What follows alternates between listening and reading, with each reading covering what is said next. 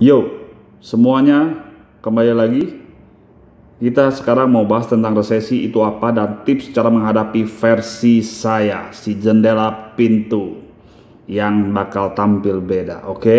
Tapi sebelumnya jangan lupa subscribe dulu yang baru gabung, terutama pencet like supaya videonya terus up dan terus update, dan jangan lupa dipencet notifikasi lonceng dan di share ke teman-teman, oke?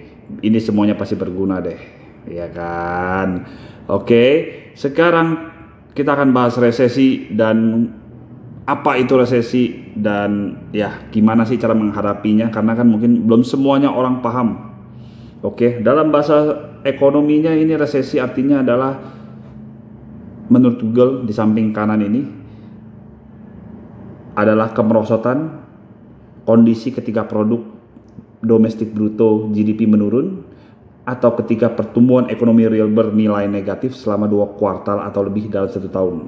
Resesi ekonomi yang berlangsung lama disebut depresi ekonomi. Nah, arti depresi ekonomi ini resesinya kelamaan, lebih dari 1-2 tahun, akhirnya dia masuk lebih parah lagi, namanya depresi ekonomi atau the greatest depression. Nah, kira-kira begitu. Nah, kenapa enggak depresi? Ya iyalah, resesinya kelamaan. Oke. Nah, sebelumnya itu kita harus tahu dulu apa aja yang mempengaruhi resesi. Oke. Nomor 1 adalah konsumsi suatu negara. Kedua, belanja suatu negara. Oke. Ketiga adalah investasi. Keempat adalah ekspor. Kelima, dikurangi import. Nah, indikator-indikator inilah yang menentukan suatu negara itu masuk resesi, minus atau plus. Nah, ini. Dan sebenarnya menurut kata Menteri Keuangan dan kata pemerintahan kita sekarang, Indonesia sudah masuk masa resesi karena di kuartal ketiga kita sekarang sudah minus. Masih diperdebatkan karena tentang itu ada peningkatan, tadinya -5 sekarang -2, jadi ada peningkatan walaupun masih minus, tapi itu harusnya nggak resesi. Jadi ya apalah itu. Jadi intinya di kuartal 1 kita adalah 2% pertumbuhannya yang biasanya 5%. Sekarang di kuartal keduanya itu -5%, ketiganya masih minus walaupun belum tutup tahun ya, tapi diprediksi udah pasti masuk minus. Jadi bisa dibilang positif, bukan positif corona, tapi positif masuk masa resesi. Beda resesi dengan krisis ya. Resesi ini adalah perlambatan ekonomi. Oke. Nah, kalau dilihat dari samping indikator-indikator ini yang menentukan minus. Jadi sebenarnya kalau kita lihat lagi tipsnya menurut Google,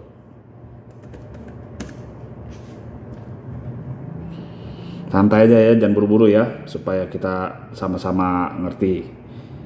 Membangun dana darurat, artinya itu kalau kata si Google disuruh menghemat, disimpan. Jadi kalau misalnya tiba-tiba kena PHK itu ada dana darurat. Oke. Kedua, tinjaukan kembali investasi, artinya jangan keluarkan uang untuk investasi sembarangan, kira-kira seperti itu, karena semuanya bakal resesi alias minus dan rugi.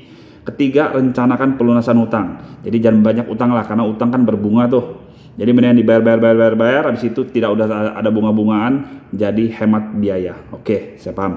Keempat, kesampingkan kebutuhan jangka pendek yang tidak perlu. Jadi intinya ya, yang perlu dibeli, yang nggak perlu jangan. Yang buat makan lah, belilah. Tapi kalau di luar makan, sekunder, tersier janganlah. Oke.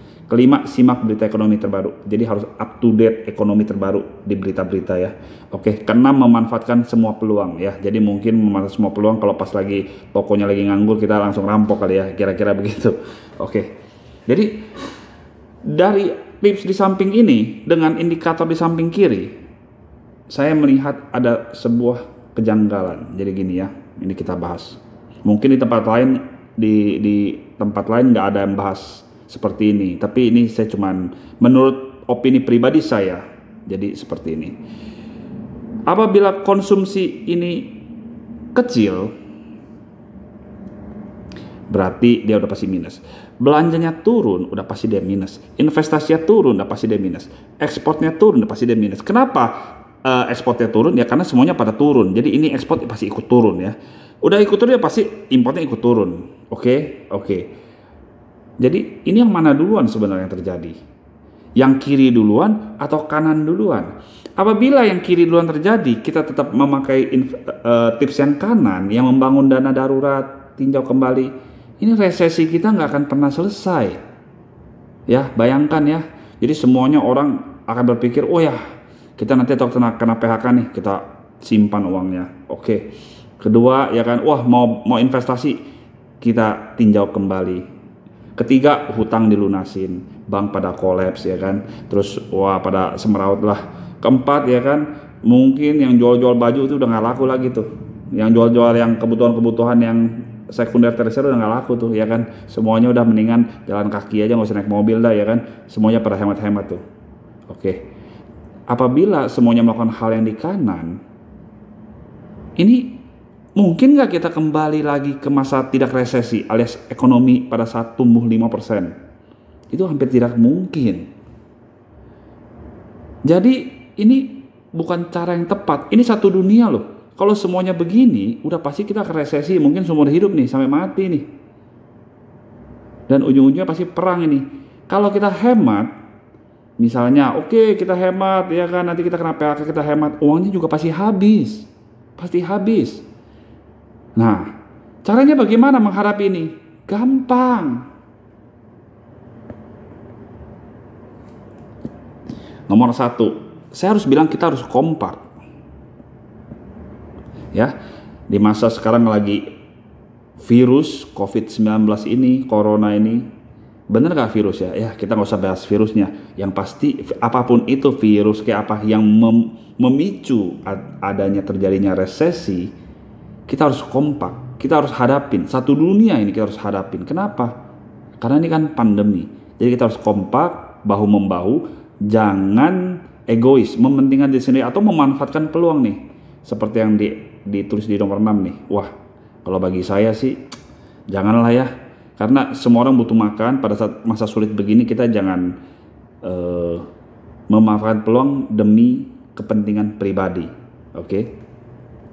Yang kedua, kalau saya bilang kita harus konsumsi dinaikkan. Wah, kok kebalik sih? Ya ini kan versi saya.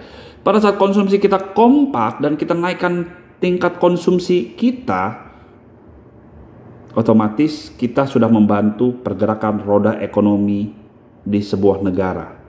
Jadi dimanapun Anda berada, apabila Anda di luar negeri, di Indonesia, di Amerika, di China, Anda harus melakukan hal ini. Kenapa? Ya iya, contohnya di Singapura. Resesi sudah terjadi dari tahun lalu. Di Amerika ada resesi juga sekarang. China, jadi hampir semua negara sekarang resesi. Kenapa? Karena semuanya pada melakukan penghematan. Oke, caranya kembalikannya apa? Supaya cepat recovery, cepat pulih ekonominya. Konsumsi harus ditingkatkan maksimal. Tidak ada usah membangun dana darurat, tidak ada usah tinjau kembali investasi, tidak usah ada rencanakan pelunasan hutang. Kenapa? Karena kita harus kompak supaya semuanya berputar. Apabila semuanya berputar, resesi itu hilang. Apa sih resesi? Resesi cuman label sebuah kondisi di mana semuanya disebutnya resesi, artinya istirahat. Mau kita istirahat terus? Kan tidak mau. Mungkin keadaannya boleh istirahat, tapi makannya kan kita nggak boleh istirahat. Biaya kehidupan tidak boleh istirahat. Anak sekolah tidak bisa istirahat, tetap semuanya bayar. Masih pandemi aja disuruh sekolah, disuruh bayar, walaupun ke sekolah. Nah, jadi ini udah pasti harus dilaksanakan. Konsumsi harus ditingkatkan semaksimal mungkin. Kalau perlu seboros-borosnya. Maka itu kenapa Indonesia ini biasanya stabilnya di 5% ke atas, karena Indonesia di dunia tergolong konsumtif alias boros. Ada uang pakai urusan belakangan, ada uang pakai urusan belakangan. Kenapa orang di Cina itu lebih konsumtif? Karena penduduk dia banyak. Kenapa di India konsumtif juga? Karena penduduk di India banyak. Jadi pada penduduk banyak di suatu negara itu akan mempercepat roda perputaran ekonomi. Seperti kayak roda tuh dikasih pelumas. Nah, pelumasnya apa? Nah, itu orang belanja. Jadi logikanya Anda belanja punya si A. Si A karena Anda belanja, dia ada pemasukan. Habis ada pemasukan dia akan belanja punya si B. Dan begitu terus, ke C, ke D, ke E, ke F, nah dia akan berputar. Itu namanya roda ekonomi. Tapi kalau salah satu macet, bayangkan, tidak mungkin bisa. Bayangkan Anda mengunci pengeluaran Anda, biaya Anda, anggaran Anda. Anggaplah sekolah, Anda liburkan sekolah anak Anda, nggak usah bayar, otomatis sekolah berpeluang untuk pengurangan karyawan. Habis pengurangan karyawan, PHK. Habis PHK, akhirnya tidak bisa beli makanan. Habis tidak bisa beli makan, kebutuhan pokok, sekunder, tersier, akhirnya primer, akhirnya apa? Akhirnya penjual kebutuhan juga mengalami penurunan pemasukan. Itu yang berdampak dan ujung-ujungnya semakin meluas dan tidak akan pernah kembali. Makanya di mana-mana itu selalu resesi ini bahaya. Beda dengan krisis ekonomi ya. Krisis ekonomi itu ekonominya sedang krisis, tidak stabil, ada goncangan eksternal dan internal, itu yang menyebabkan ekonominya tidak stabil. Tapi resesi ini, apalagi resesi global ini bahaya, benar-benar, ini benar-benar bahaya. Jadi kalau nggak benar-benar ditangani dengan tepat, ini bisa berkepanjangan. Nah, jadi ingat ya, konsumsi dinaikin. Yang ketiga, kita harus semangat dan berusaha. Kenapa saya bilang semangat dan berusaha? Gini, pada saat orang resesi, orang semuanya sudah mulai lemas. Sudahlah, kita masuk resesi, santai aja lah. Resesi negara, katanya menteri itu yang pintar-pintar semua juga resesi negara ini. Ngapain kita ini? Ya udah ya sepi aja. Ya udah lesu aja ekonomi. Ya udah santai aja, hemat aja. Wah, ini bahaya. Makanya saya bilang kita harus semangat. Semangat artinya ya, orang boleh ngomong resesi, orang boleh ngomong sepi. Udah, kita tetap harus semangat bikin supaya resesinya itu tidak terjadi. Itu semua hanya label. Label artinya ya cuman label kondisi aja. Ya tolak ukurnya apa? Disebut resesi misalnya. Oh ya minus ya. Itu kan cuman kata-kata orang. Kita udah gak usah dengerin deh. Yang penting kita tetap melaksanakan yang terbaik. Oh tetap. Tidak. Orang bilang sepi, enggak. Kita tidak boleh sepi. Kita harus rame. Kira-kira seperti itu. Kalau semua orang berpikiran lemas, tidak semangat, ya udah sepi. Yang sebenarnya harusnya -1 jadi -5. Ya -5 jadi -20. Nanti jadi makin parah kita.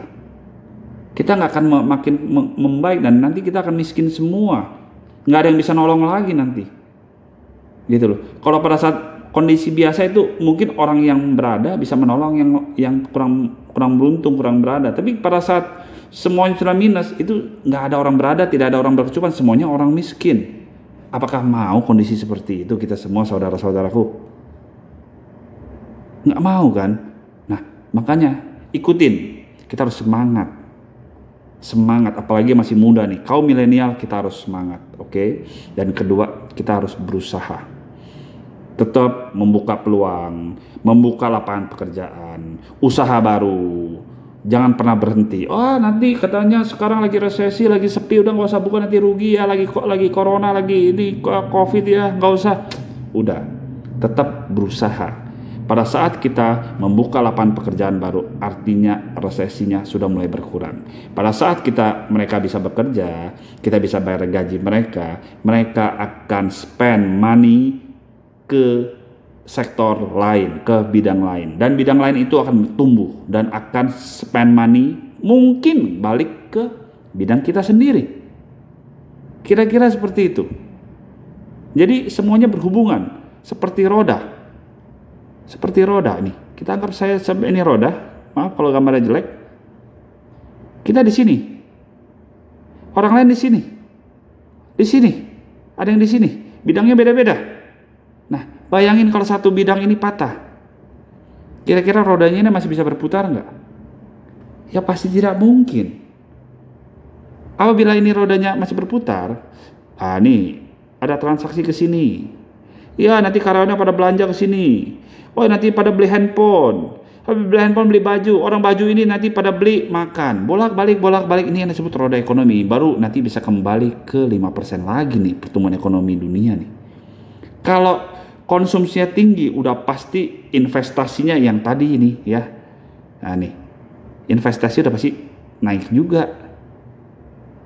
Yang penting konsumsinya naik, investasi udah pasti naik, belanja juga udah pasti naik.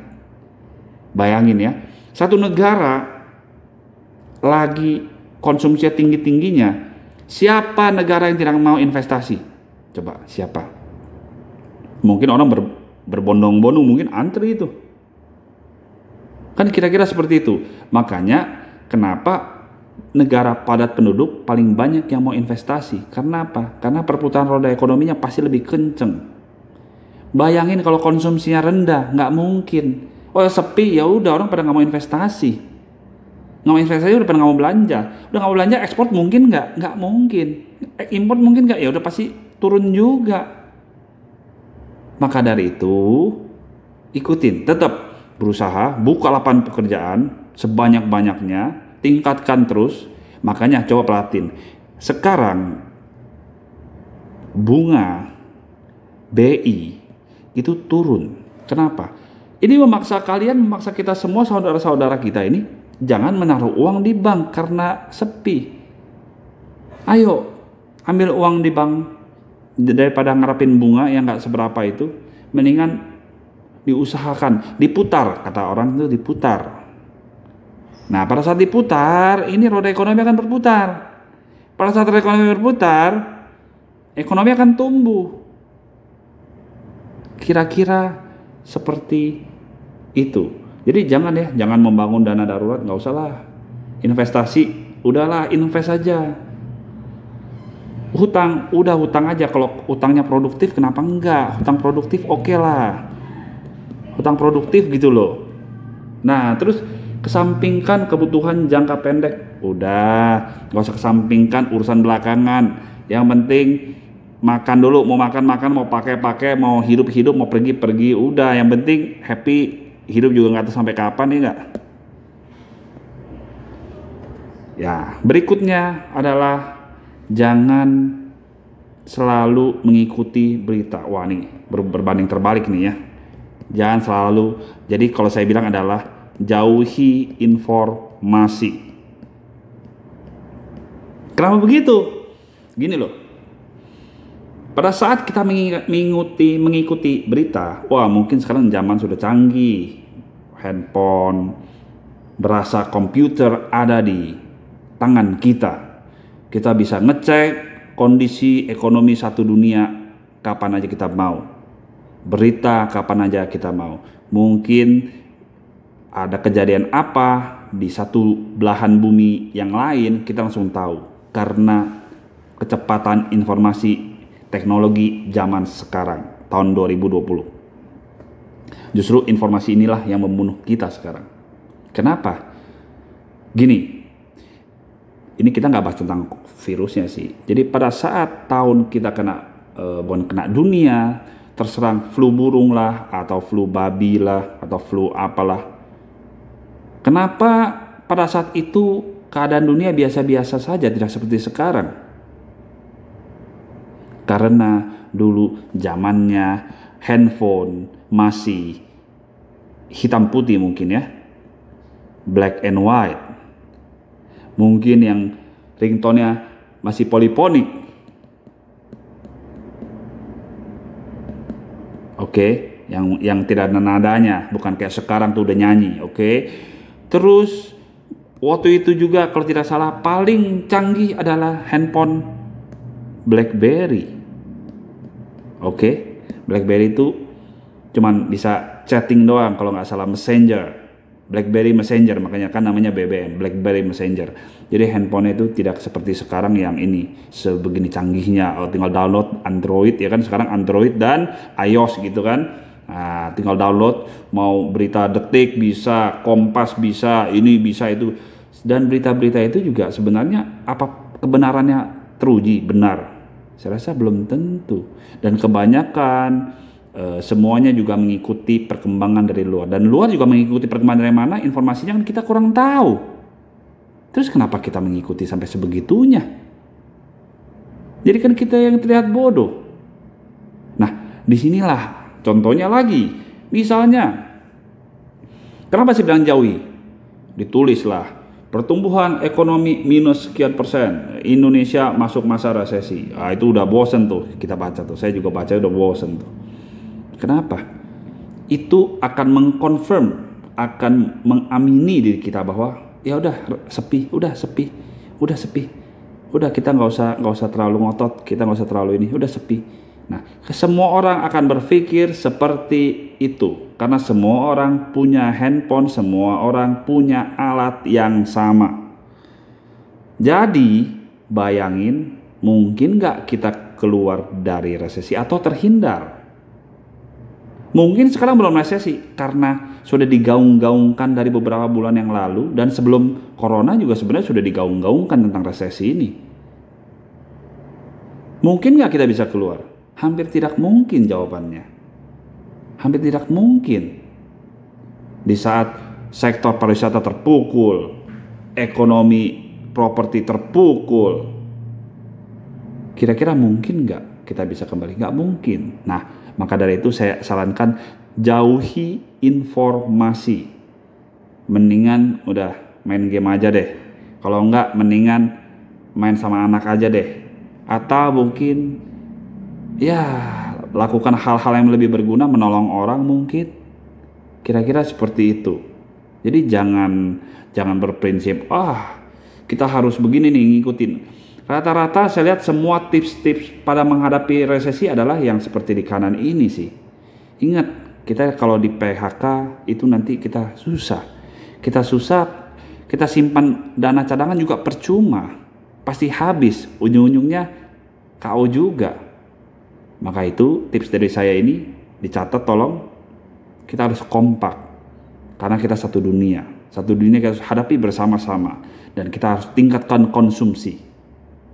Oke, kalau semua ini sudah dilakukan, mungkin nggak masuk resesi? Mungkin nggak terjadi PHK? Tidak mungkin. Paling kita tinggal bersama-sama hadapin yang namanya virus aja, pandemi virus, kondisi. Tapi kalau kita kompak, saya rasa untuk hadapi virus pandemi ini juga kita pasti sanggup kok.